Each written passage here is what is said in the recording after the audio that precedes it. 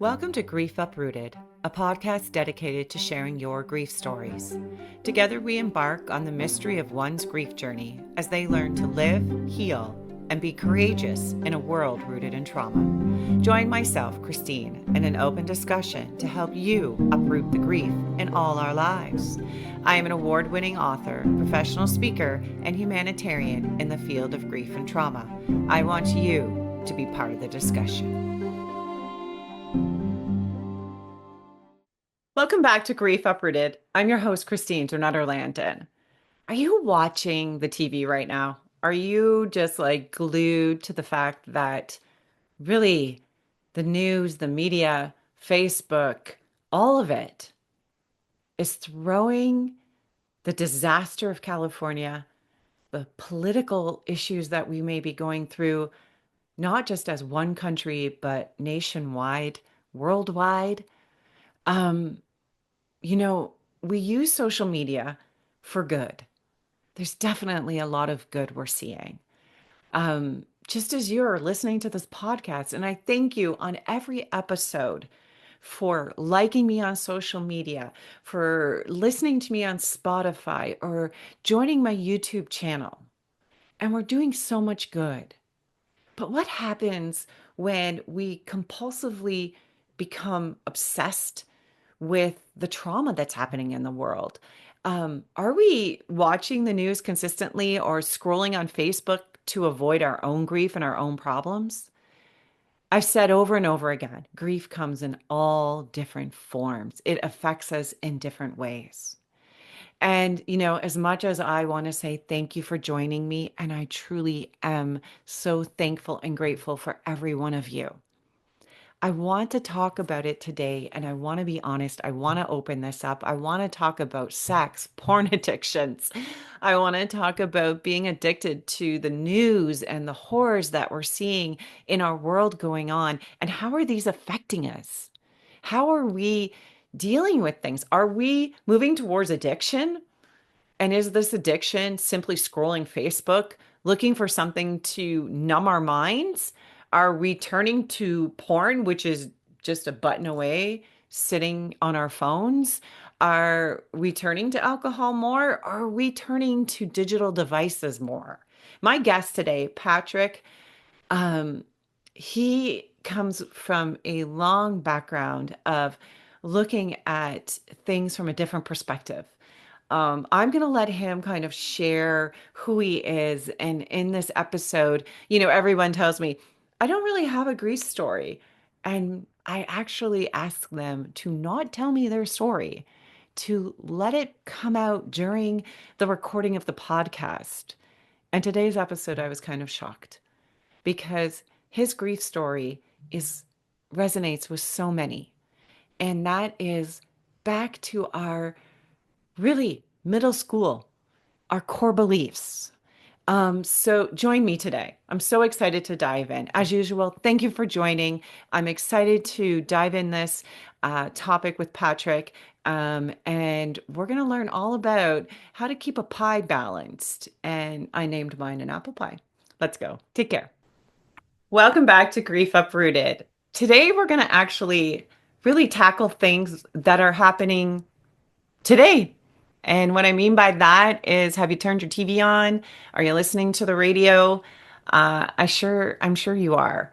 I wanted to bring in Patrick Eilers. He's a graduate of Moody Theology Seminary in Michigan, master's degree in clinical counseling and psychology.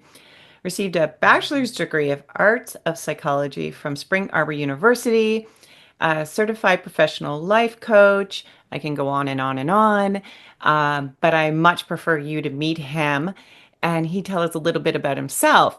But as a lot of you are aware, and I know I often talk about the fact that I want to bring people on live. So I asked them to kind of give me some questions to talk about, but I don't want to know their story before I bring them on, which is some of the episodes have been kind of out of the box and you've heard me go, what?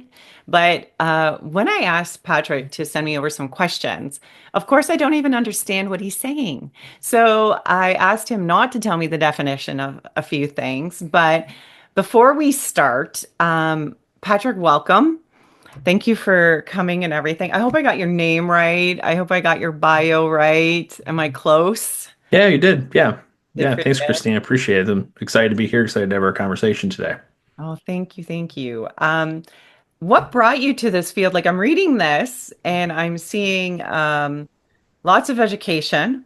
And I notice what I love about it is you're not just focused on psychology. You kind of went in the life coach way too, which obviously everyone knows I love.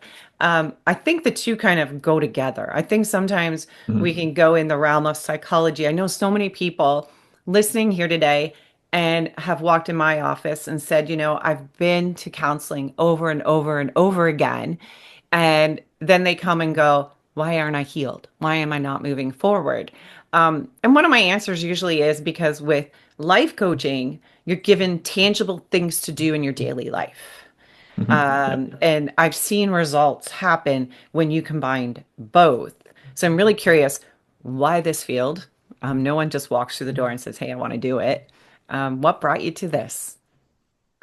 Yeah. So if you're going all the way back in my history, my story, I think there's probably a couple big reasons why I kind of stepped into this space, and it really starts, back when I was in elementary school and middle school and kind of really in high school. I mean, really my early years. I was diagnosed Asperger's syndrome pretty late for me for a male, or at least really anybody. I was diagnosed at like 11. So typically when most kids are getting diagnosed, 2, 3 years old now. So I was diagnosed pretty late, but I didn't necessarily have a lot of the same, maybe necessarily traditional type of symptoms, I guess, what you would say. I mean, I've had a lot of social, challenges from a perspective of just being able to fit in as a kid. I always had some strange, interests in my life. I mean, I have this crazy obsession of trains and things like that. So you can ask me about random stuff that nobody ever is going to know about. But that was kind of me, and growing up, and had a lot of struggles with math. Never enjoyed those kind of traditional type subjects. I was never a big sports person,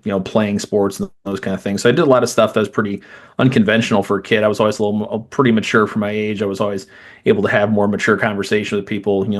My mom tells me stories about, I'm 2 or 3 years old. I'm having conversations with the lady at the grocery store, in the back of the cart, talking about, random stuff. So I've always been able to connect with people. I feel like that's been part of my, a good skill, a good strength that I've had, but unconventional usually for a kid. So when I got diagnosed, I mean, I certainly had some experiences with kind of understanding what that looked like. And I did some therapy very early on as a kid, kind of thing and things like that. But, throughout most of high school, I think really is when I started to kind of understand I wanted to be a therapist, and not so much I really wanted to be a therapist, but I wanted to help people. And I had a lot of people come to me and talk to me about relationships. Typically it was always about, hey, their boyfriend or girlfriend, something that was going on, whatever. And I think I just create a safe space for them, which is something that I have that skill. It's probably one of my strongest skills, is just being able to, create a safe space for people to talk.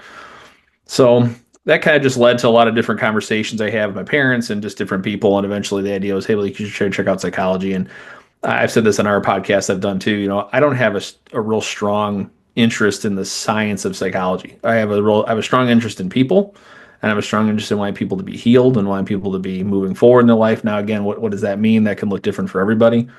But in my story, certainly I'm still in the process of healing my own self, going through what I went through. So I think certainly the aspect of getting into that, and I felt like when I was about 18 years old, I had this experience. I saw this video, and I've talked about this too before. There's these videos where all these people come out with these identity cards, and they're these giant cards of, Hmm?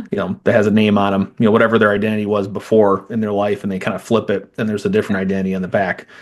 And that always resonated with me as kind of my calling of knowing I want to be part of something like that, whatever it looked like for me. And so that was really kind of what drove me. And that vision has been something that's been part of my whole process throughout all the education and the perseverance of that and going through all the things you go through. I mean, again, when you go through school, I think one of the biggest challenges you face, especially when you go into post work beyond, K through 12 kind of work, is that it's just the perseverance of continuing to do it, knowing that there's going to be an end point, and eventually it's going to get there. And I've had a lot of support from my family kind of going through that and getting through all those process and getting through all those years. And it was all said and done at being 8 years, but Yeah. um, and then since then, it's been really just trying to find ways to continue to build off of that. And and I went to, both programs I went to had a theological sort of component to it. So it is a bigger piece. The way I look at it is our life is like a pie. We have all these different areas of our life. I based my whole life coaching that I'm working on based on the same idea, 8 dimensions of wellness. We have all these different areas in our life, and if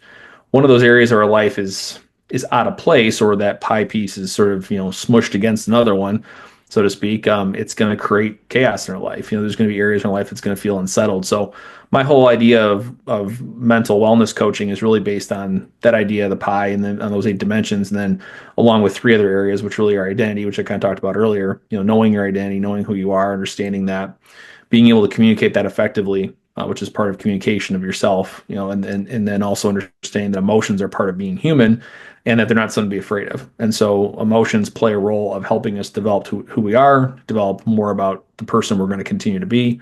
And so I think all three of those areas combined, if we can kind of get a better sense of that for ourselves with that wellness dimensions, that really starts to eliminate some of those other symptomologies we see throughout the culture right now. Certainly anxiety, depression, those are probably the big ones, but certainly a lot of these other type of diagnosis. I think just lack of purpose really seems to be a big thing Gonna right now is stop in the you. culture.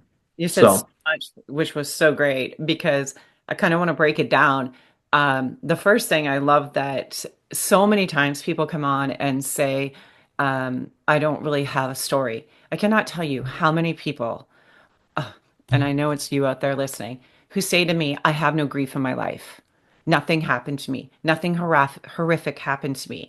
And, they just don't get it. And then they get on here. I don't know your story. You start talking, and I think, there it is. Asperger's syndrome, not being diagnosed. And those ages between that 6 and 12, everybody reflects back at that age. I don't know how many times people have been on here and, listening over, like, I can't tell you how many stories I've listened to. And it always goes back to that age range of middle school. And so everybody talks about how high school is so like, oh my goodness. No, I think it's middle school, to be I would honest. agree. Like, Yep. Yeah. listening to this, middle school seems to be where we draw these core cemented beliefs about ourselves, which is shit. Mind my Yeah. French. Like, Yeah, that's one of the worst times you can do that. Yeah, I went through yeah. three different schools when I was in And middle school, like each grade, sixth, seventh, and eighth, and yeah, all three of those were, yeah, yeah. and, You look and back at those are being pretty the impactful. thing is they were decades and decades ago. Hmm. So as you work through the generations, back when I was working in, the 1900s, that sounds insane, but 1999 and stuff like that, or 2001, that was completely different what those kids experienced to Yep. what the children are experiencing now, because middle school is where they drew these core beliefs. And everybody has a story. And Yep. that is exactly your grief story because it's a disability not seen. It's just you're a bad kid or there's something different about you. And then you draw these core beliefs and go, there's something different about me. I don't fit in, right? And then you Hmm. kind of move Yep. on. Um, so the purpose of that is everybody has a grief story and everyone should be sharing that because I think that's the best way we learn. The other is you talk about this pie, and of course I'm going to back you up because I want to know about the pie, and 8 things in it. So kind of what is that? Because I think my listeners, a lot of times we try to break grief down, and I keep saying there are so many different forms of grief, but I love the idea, and I'm going to call it an apple pie because I love apple pie. Yep. Apple pie is very good. You can use that. And what are these 8 things you're talking about? Yeah, so I just to kind of give you a general idea of, I won't be Mhm. able to name all of 8 of them, but most of them are basically like, these areas of your life that are affected throughout, basically what is your wellness. So like there's a financial component, there's a Financial. spiritual component, there's a physical component, there is a emotional component. I'm trying to remember, I think was that 4 or 5 of them. Uh, Usually something along the lines about something within relationships. They're usually in Yeah. that category. So really, it touches on all these major areas in your life, and the idea is that if these areas in our life are I guess I'll use the word unfulfilled, probably the best word to use. But if they're unfulfilled, then there's probably going to be areas where they're going to create some of these what we call symptoms, right? From a psychology perspective, you're going to see, if I'm in an unhealthy relationship, I'm going to have some anxiety. or depression. If I'm in if I'm in a physical, now I'm not taking care of myself physically, I'm going to have, some effects of that, right? So it's really about trying to look at all those areas of your life and try to find ways to even the pie out a little more so that you have more balance to it. Really, I think that's a big part of it. I mean, we talk a lot about in just in the whole realm of therapy right now is kind of talking about balance. We talk a lot about that. You see it online all the time. People talk about balance, finding balance in your life. Balance is a part of that key, but I think in that balance, it's also being able to know that each of these areas in my life that I'm balancing do have a certain amount of time attached to them. So talking about grief specifically, if I'm ignoring my grief and I'm just kind of putting it off in the corner and I'm not addressing it, that's out of balance. Even if it's not something that, even if I don't say, hey, that this isn't really affecting me, it's probably showing up somewhere else. That's my experience, Yeah. both as a addiction specialist before and also as a general practitioner. Things we don't address, they show up somewhere else. And you see it like, so my example I'd use is with men. A lot of times men are very angry or fearful about something and they bury that and it shows up somewhere else in their life, whether it be in their relationships or some other where in their space. So that's just one example, but certainly the idea that if this pie is not in balance and there's not purpose with it, there's going to be some type of we're going to react, whether it be physically in our body, emotionally, internally, intellectually, in our mind. We talk about doom scrolling a lot right now, right? That's another one. Again, kind of that sort of dissociation from life. You're just kind of just checking out. Those are part effects of your pie being out of balance. So those are just some different examples, maybe that would apply to what people kind I of know think about. when grief hits, I think I can speak for most people. It's like someone came and ate half your friggin' pie and didn't give you a Yeah. warning, right? I think that's when somebody tragically dies or someone's dying in your life.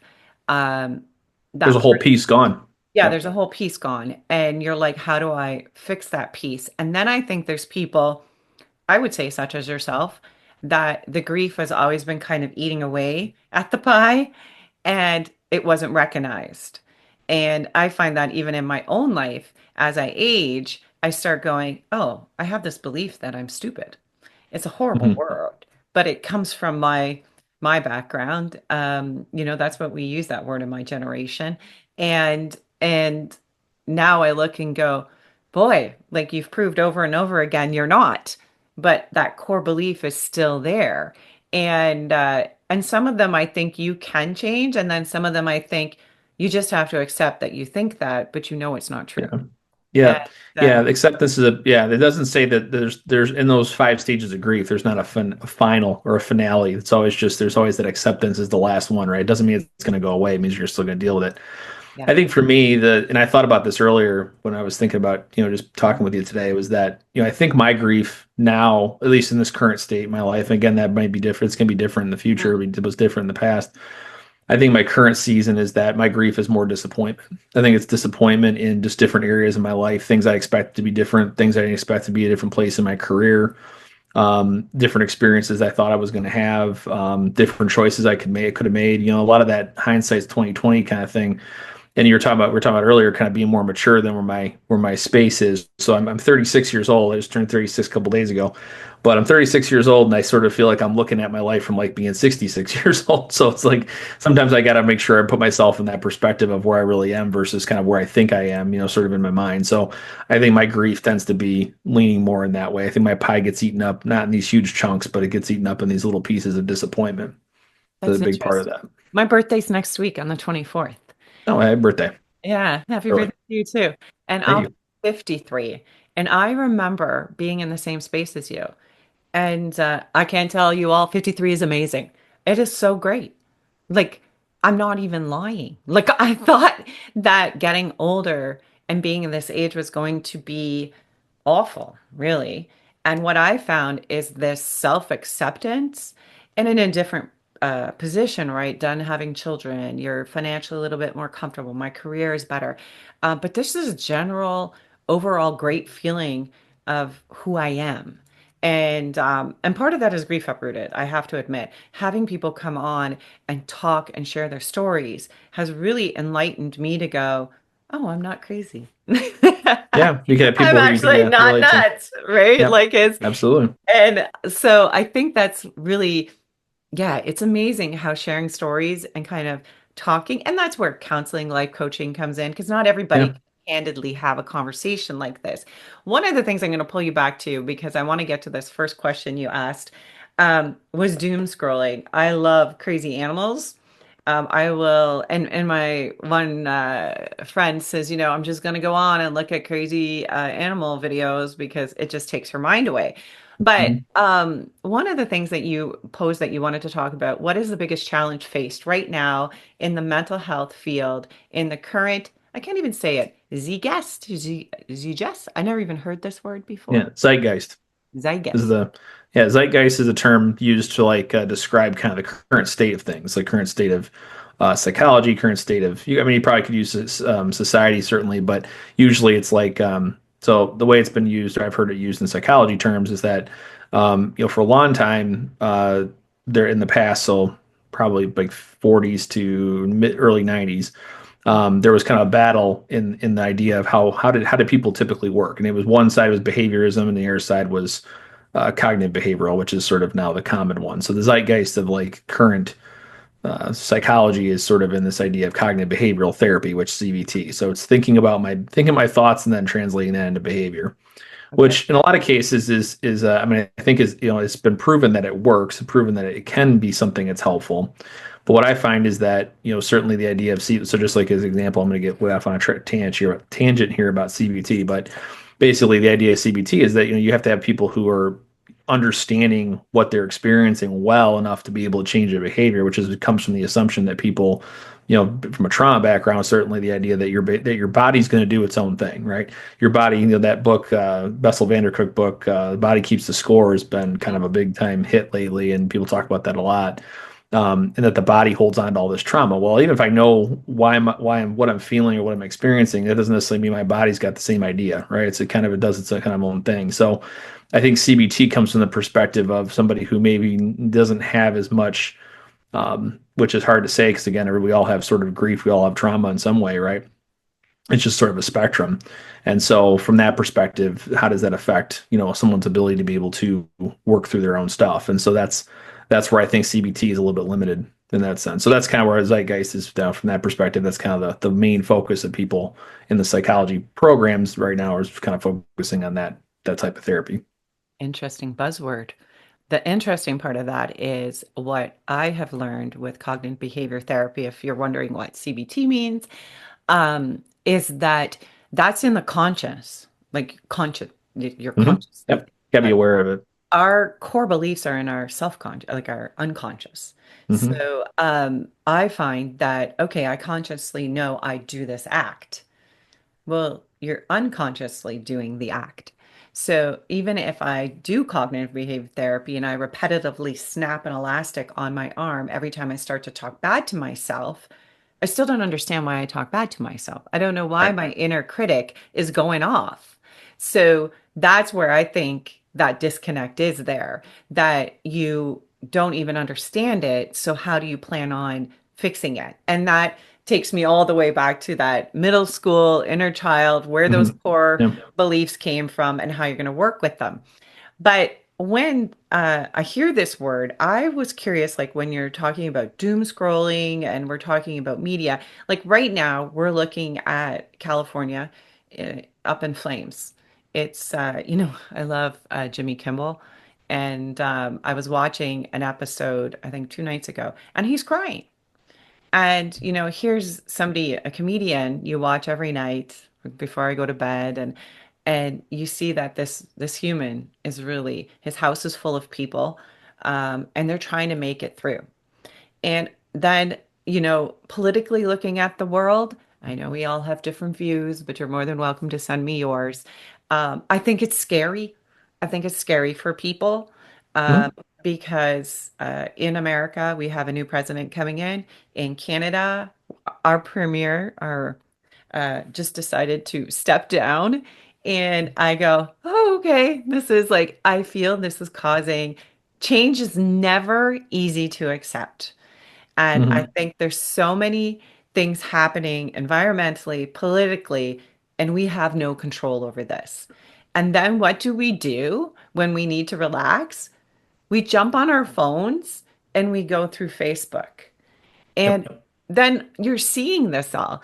And right or wrong, like really, obviously, I love people sharing their stories and their opinions, and I love a great debate. So, you're just getting all these different views thrown at you, which a lot of times some are right, some are wrong. Both sides have good opinions. And but the state of the world, I think people don't understand the impact on them. They think they can go, oh, well, I live in Canada. We're covered in snow. The chances of us Mhm. lighting up on fire is very slim. But also looking at it going, well, what could happen in your country, right? So we try to disassociate and move ourselves. So, what do you think all of these things, like the state, and when we use this fancy word, what is the current? Like, what do you think it is? Well, it seems like it's chaos Yeah, that's me. if you're gonna go off what we're just saying using those examples. But yeah, the couple things I guess I'd say with it, the one thing is that, I mean, I think one of the differences about now, even from 25 years ago, is something that, is the fact that the internet and the ability, really, when we went from the computer to the phone, and the phone being able to have access to every part of our life. It's probably the most intimate device we Yeah, have, and in some ways it's probably the most intimate relationship we have. true. I I never know, thought like of when that. I was working with addiction, one of the Huh? things I would tell people all the time is, you don't want to watch porn, don't take the phone to the bathroom or the bedroom, because you just eliminate two opportunities for that Yeah, to happen, and that's the two places the phone goes. And I would think, you never think about taking your cord phone to the bathroom, but yet we take the cell phone there. So I think there's an intimate relationship with the device that has changed the way people consume the amount of chaos, right? Chaos, whether it be from personal opinions, whether it be chaos from the media, whether it be chaos from the funny animal videos, whatever it is, right? It's never this is a never ending sort of feedback loop, and so I think, I've heard people taking these sort of sabbaticals from social media, 6 months, a year, those kind of things, and people, there's a lot of people who feel like that really helps them to kind of reset, and I think that's a good, healthy thing to consider doing. On the other side of that, you think about, back in the past, there were different things that happened, and a lot of these kind of changes are not necessarily new to things, right? Maybe even in a way that they're covered, they're different, but certainly the fact that there were has always been natural disasters, there's always been changes politically, there's always been changes in countries and whatnot, and it's just the fact that it wasn't able to come to your face, right? It came on a piece of paper that came to your doorstep that you threw away, right? It was only there for a period of time, and then it didn't have any more significance to it. It was on the television for a short period of time, and then it was done. So this consumption of all sort of media being close to us and having that intimacy with us, it has broken us from a lot of different types of relationships and other ways in our life. So I think there's a big part of that. And the other thing I think about when it comes to the internet is we really don't know, and I mentioned this on our podcast too, we really don't know what the total effect of somebody from birth till death having the internet. Now we have people who've been born since the internet's been around, but we don't have a full generation from, I was born 1989, so I was born in that sort of before internet period of time. We haven't seen a whole generation go through the entirety of the internet. Well, how does that affect a person versus somebody who never experienced that? I think it is something to consider, because the idea is that if we've seen a whole generation go through with the internet, what does affect the brain? How does it affect the physical components of our body and those kind of things? So there's a lot there that we don't really still don't know. We're Mhm. sort of living it. We're seeing how that's affecting us in front of us, and we all sort of get the sense it's unhealthy. But what do you do with it? And I think that's really where, it's sort of, how do you get out of that cycle? Because, like I said, it's the most intimate device we have, and probably the most intimate relationship with something, right? Whether it be again, and a lot of people have relationships through the internet that are very intimate in that way. So there's a great deal of intimacy with the devices. I think like you touch on so many good things. Like I get I'm focusing on all the grief of it. Um, hence why it's Grief Uprooted. But I see the good that the internet can do clearly Mhm. because Yeah. we're bringing this to the internet. But I'm working with teenagers and have teenagers, and I see a sense of fear and anxiety because they're reading this. And like I said, some people's political views are not right, so they're instilling this fear. And this person's going to do this, and then this person stopped because of this reason, and so all of it is jumble. And you can call it fake news, you can call it whatever. And then the teenagers processing it, and Hmm. then Yep. coming to me to ask questions and going to the parent, and you're really uneducated, right? And, I'm sitting there going, oh, well, and where my mind goes back in time, and I'm thinking, well, what you're describing is Hitler. And then they're going, what? Who's that? And then you think, oh my God, now I see my grandparents, I hear these stories, and I'm like, Yeah. whoa, this is not right. This is like, so I think it's just such a fear driven. And I struggle because I've always asked myself, and I remember asking my father as a little girl, why don't they, like they used to, this might have been before your time, it's 11 o'clock. Do you know where your children are? Hmm. And this was Yep. on some news station. And every night I would hear, it's 11 o'clock. Do you know where your children are? And I used to giggle. And I would look at my dad and go, I'm right here. And now, they just start the news. But I loved that because it was like, do you know where your kids are? Are they close to you? It reminded people that you have children. We're here for the next generation. Hmm. And Yep. they just fill the news full of everything sad. Please tell me how many children were born today. Possibly tell me how many people came into the world. And then, like, today, X amount of children were born worldwide. And this is what else is happening. And why can't we frame it in a way of how can we help these people and then present the tragedy? But we don't. We always come from the perspective of, you know, making it this big thing and central, or whatever that fancy word is, making it so, so people will Yeah. watch it. And, Yeah, and it's very theatrical. I yeah, mean, even though people. it's not, but that's how it's presented for sure. But Yeah. I'm wondering if you can explain what happens to the body. Being in trauma, both of us, I know myself watching this and Hmm. getting me on this topic. I love Netflix I'm loving all these documentaries, I gotta tell you. Watching the Mendez brothers, and I love documentaries. And loving to see what people were thinking and how things went. But what do you think it does to our bodies when we start scrolling the internet? We start reading all these comments. When we're exposing ourselves to this or reality TV, what do you think the physical and mental thing is happening to us? Like you explained about the phone being an intimate experience. Yeah, I mean, if there's the first thing that comes to my mind is that, I use an example, try to use like a motor example, like, when you have your car and the accelerator sticks and the basically the motor just keeps having higher RPMs and eventually will, seize up if it doesn't have enough, lubrication in the motor, or it'll just, they won't be able to sustain that amount of power for that long. I do think that's kind of what happens to our body. It tends to sort of just flip on. And when we have those things that are considered to be threats, even if we don't necessarily think they're threats to us, they're threats to, we perceive them as being threats or whatever. That's exactly what happens. Our body kind of turns on and doesn't shut off. And so what happens a lot of times is you see people trying to find ways to get their body to shut down in a lot of unhealthy ways. So this is really where, you know, last 4 years I've worked with people who struggle with pornography. That's a big way people do it. They tend to escape. They tend to try to fantasize or get away from those things, get away from reality by being in fantasy. Probably a better way of saying that.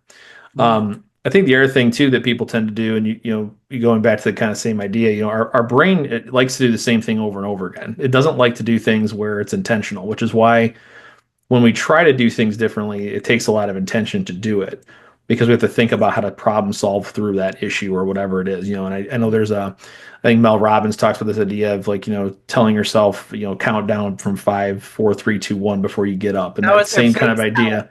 Yeah, now. same kind of idea there where she's, you're trying to create this new pathway in your brain because Yeah. the brain has all kinds of these little, like, basically little freeways. And the more we use that particular pathway, the wider that is. Yeah. The one, it wants to go down the freeway that's got 8 lanes on it rather than the one that's the little bike path. Yeah. So that's the way I describe when we talk about like addiction because a lot of the same kind of thing happens with the phone. I feel like it's very organic feeling to just get on the phone and start scrolling, right? Because we've just trained ourselves to do that. And so our brain kind of just expects that that's what to do and that's the way to feel better and those kind of things. When really ultimately all it's doing is just kind of self-destructing because now it gets us in that feedback loop we were talking about before. So I think, part of it is breaking away from those things. Mhm. But another part of it as well is just is being able to replace those things with things that actually are going to build us back to our pie idea. What are the things that are going to build into that pie? What are the things that are going to fulfill us? What are the things? And again, that's different for everybody. Yeah. Sometimes those are hobbies. Sometimes those are things being creative. Sometimes that's physical exercise. Sometimes it's a combination of a lot of those things. It doesn't have to just be one thing or the other, but Mhm. people have to find those things that they know are building back into themselves, not sort of taking away from themselves. Because you only have so much emotional energy you can give up to the world, to people, etc. We interrupt this podcast for a dirty moment.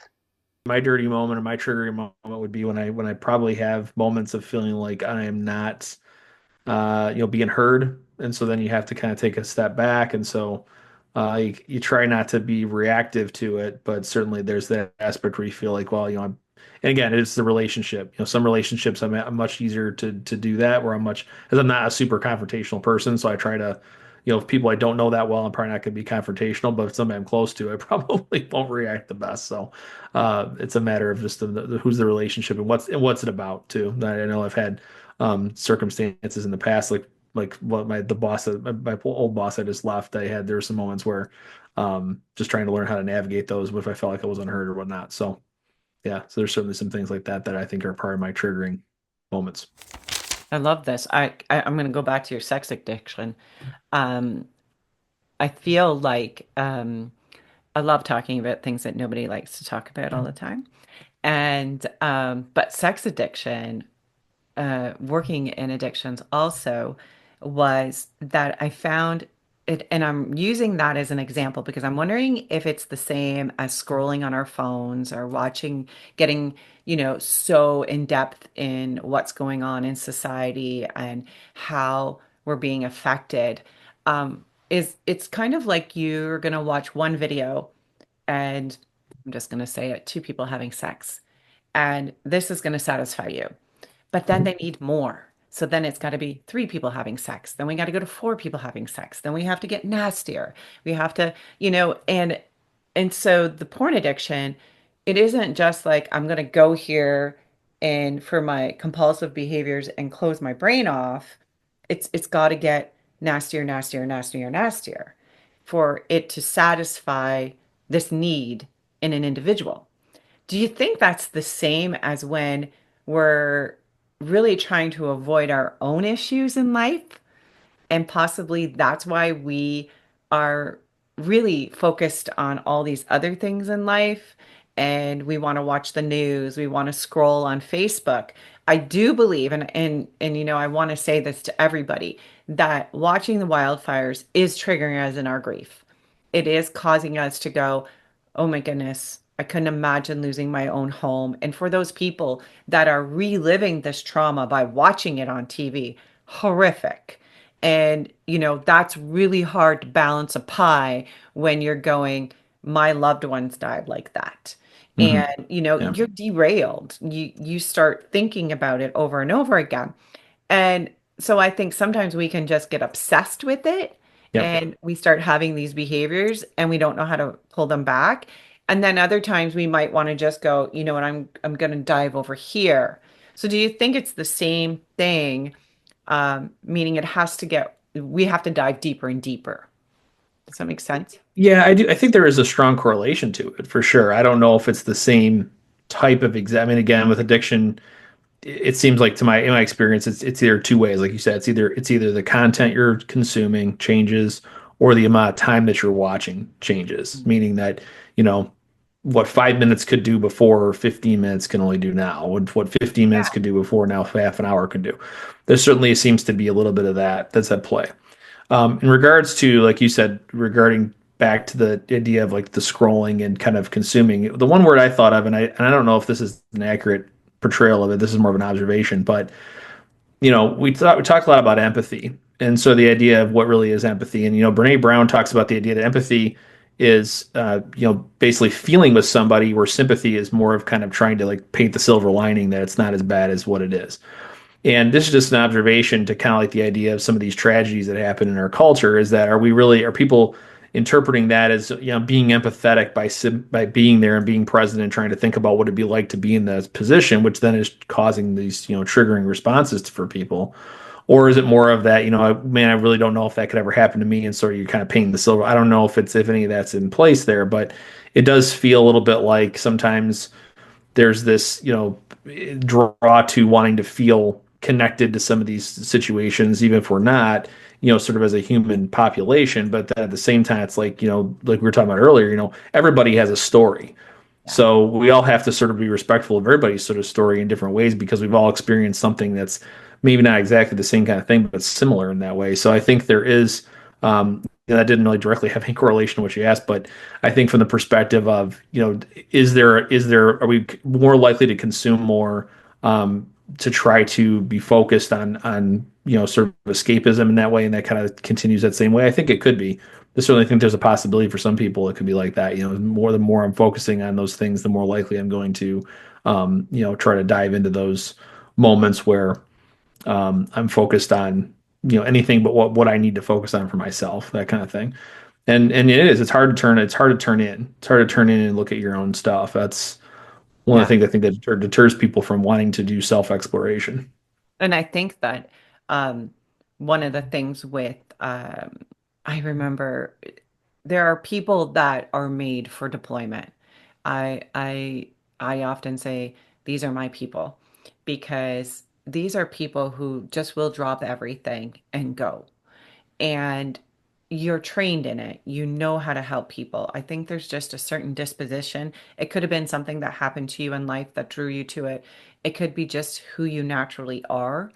Um, and what I noticed was for myself, I remember being at the police station with an old-time friend, Kent Laidlaw, who um, was the president of Association of Traumatic Stress Specialists at the time, and I was young, and he was really kind of a mentor I had.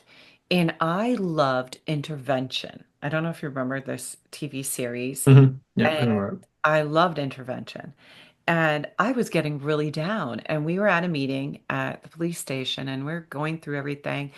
And he's like, "Are you still watching that stuff?" And I'm like, "Yeah, it's really good." He goes, "It is depressing you." And I was like, "No, it's not." And I was really wanting to go home and watch it. And then he's like, "You got to back off."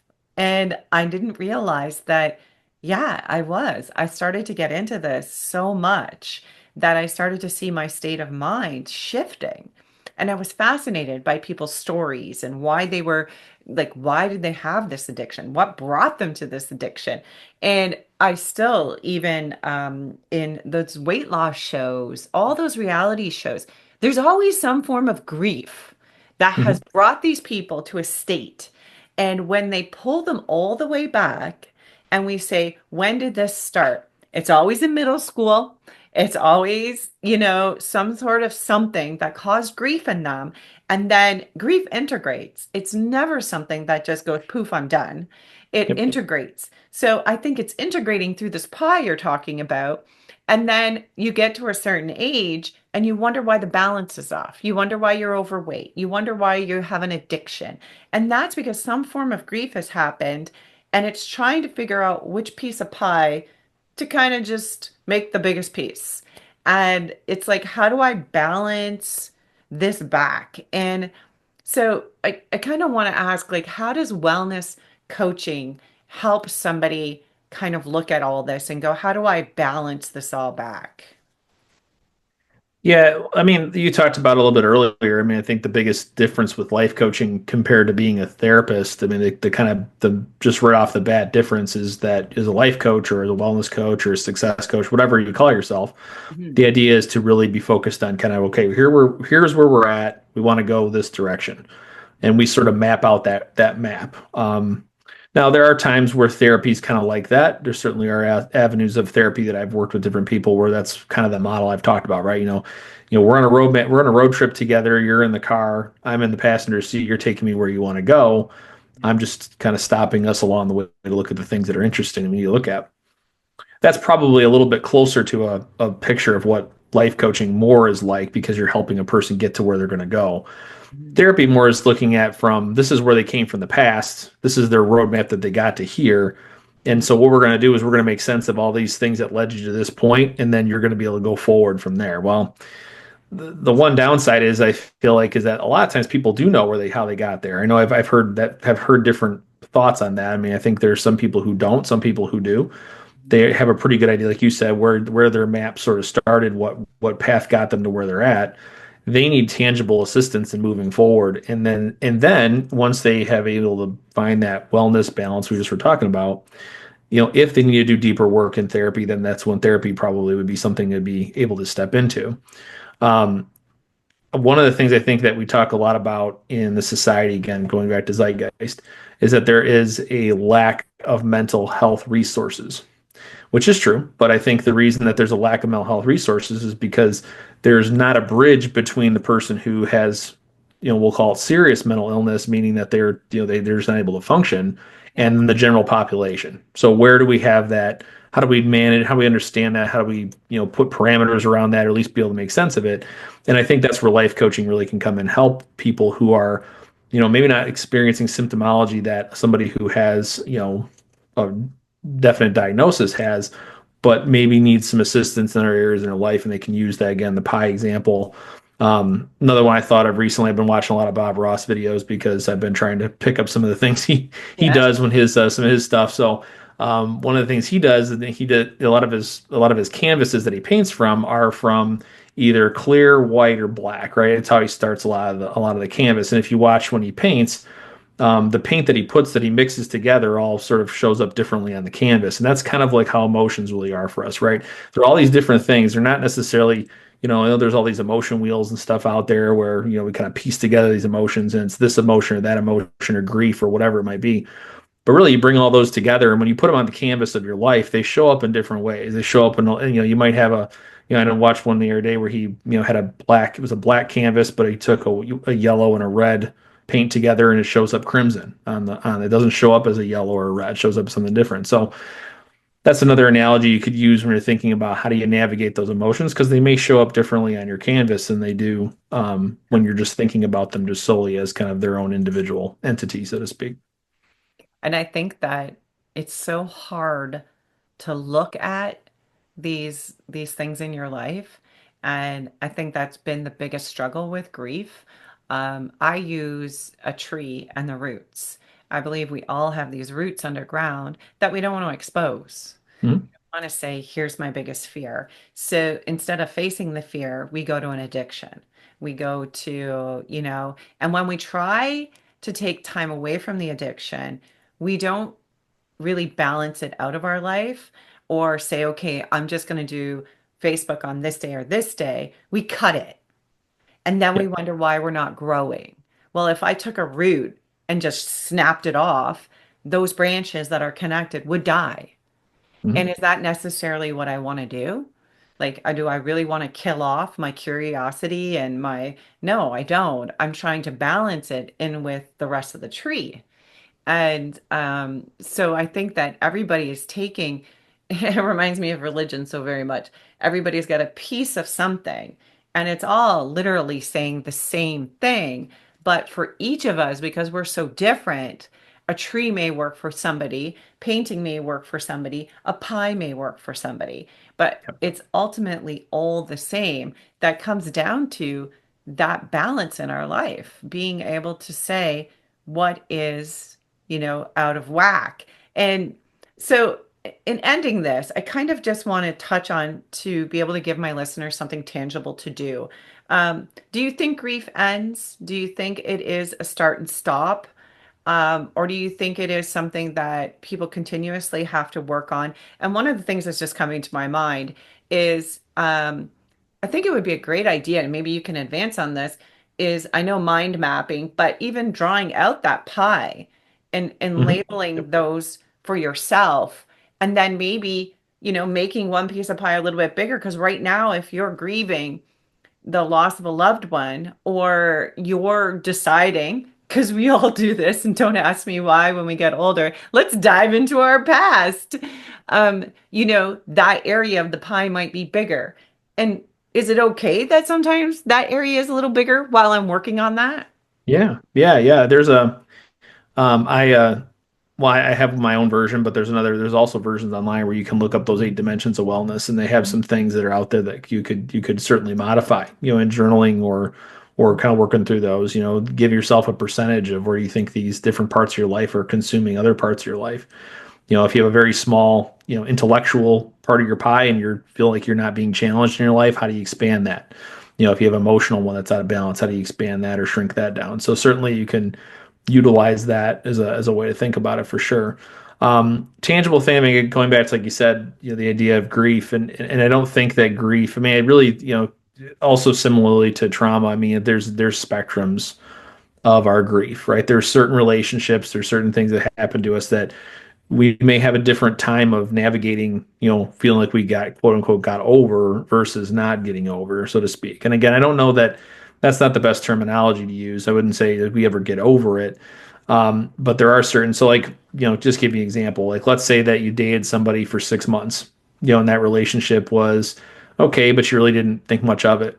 That might be something you grieve for a while, but you don't really think a lot about it moving forward. You learned from it, you moved on. But let's say you lose a parent or you lose a family member or somebody who's really close to you. You may think about that person every single day. Does that mean that you're over them? I would say no. But does it affect your functioning? Does it affect your balance? Again, going back to that idea. You may think about them, you may process about them, you may miss them, which is all part of being human. Mhm. But I don't know that it ever necessarily stops or comes to an end, so to speak, because it just depends on what the impact of the relationship or whatever the grief was. Same kind of thing with trauma. I think there's certainly traumas that affect us in different ways. If I have a life-threatening type of trauma, where I did almost, my life almost ended, then I'm gonna probably think about that or see that differently or experience that differently than I would if it was more of Yeah. an emotional trauma. Not saying that they don't impact us, but it's just they are think they're different. They impact us in different ways. And so back to the idea of, like you said, the roots of the tree or the canvas or whatever. I mean, there's certainly all things that are part of being human. It's not all just happy, good, you know, smiles, everybody loves it, embrace it kind of thing. It's also embracing the things that are really hard. It's hugging the cactus. I think there's some different therapy language in that way.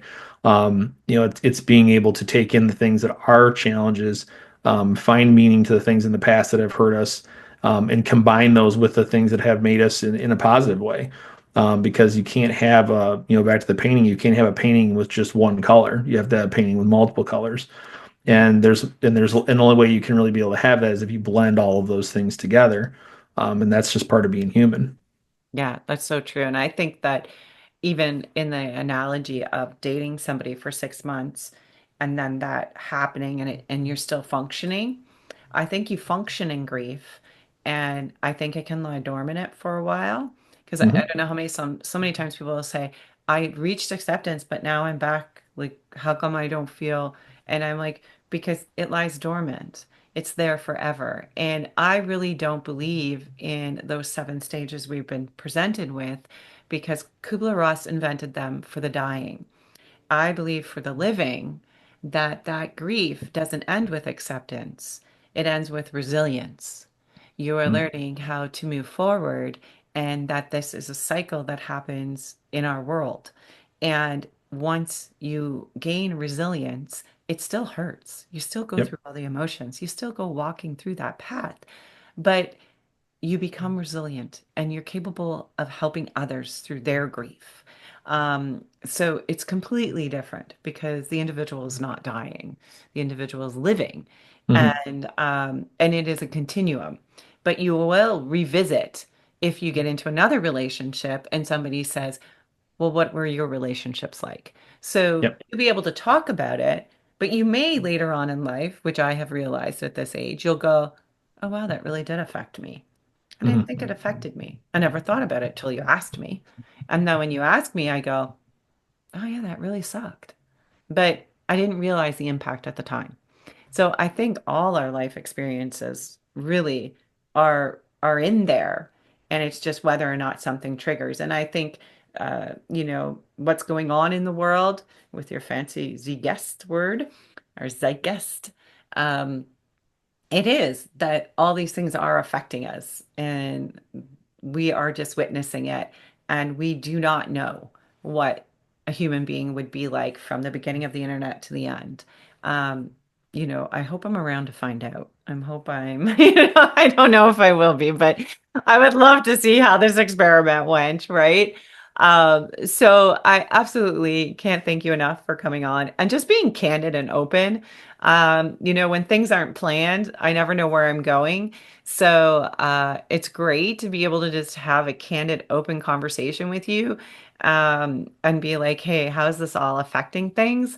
Um, so how does somebody, if somebody wants to work with you, because I know all of you are going to ask me that, so I'm going to put it in the notes, I promise. I will put all his social media and how to reach out to Patrick. But if somebody wanted to work with you, how would they go about that? Do you have an email or a way that they can Yeah. connect? Yep, absolutely. So the company that my business is Bloomworks Concepts and Coaching. So that's the name of the business. We have an email, bloomworkscc@gmx.com. You can reach me there. We do have a Google Business site if you want to. Go on there. There's a link to a direct scheduling. So I offer a free 30-minute consultation, kind of see if we work well together, what would be your goals, and what I can do to help get you where you want to go and talk about those kind of things. So there's a direct link there. I do have a Patreon channel. It's patreon.com/bloomworks. Hmm. That is the Patreon. So basically everything, all the podcasts I do, I have some journal videos that I do. I kind of help people kind of walk through journaling, some things like that. I put all that kind of stuff up on there.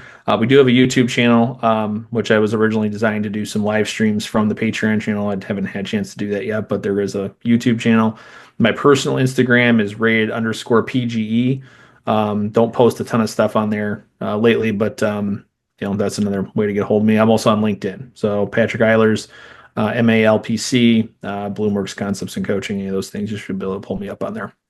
Perfect, perfect. Well, thank you so much. And if you heard that, it was a free 30-minute session. And I love that because I think in this, you really want to connect with somebody. Yep, Like I find absolutely. there are certain people that I may refer and go, I think I know somebody that would really be able to connect with you. That's important because you'll know within the first 5 minutes, I'll know, okay, I connect with this and I can help this person. And I think it's great when you offer that because it just gives you that feeling of security and knowing whether or not that relationship's going to move. Thank you so much. I can't thank you Yeah, enough thank you. for coming on and sharing all this. As usual, love to hear your comments. You're more than welcome to reach out. Love to hear your views on all of this also. And closing up today, just remember it is not how we grieve alone. We only grieve together. And it is together how we heal. Thanks for tuning in, everybody. Goodbye. Grief Uprooted professional grief and empowerment coaching are not to be used as a substitute for professional advice by legal, medical, financial, business, spiritual, or other qualified professionals. All our products and services are designed for grief empowerment through learning and sharing of one's lived experiences.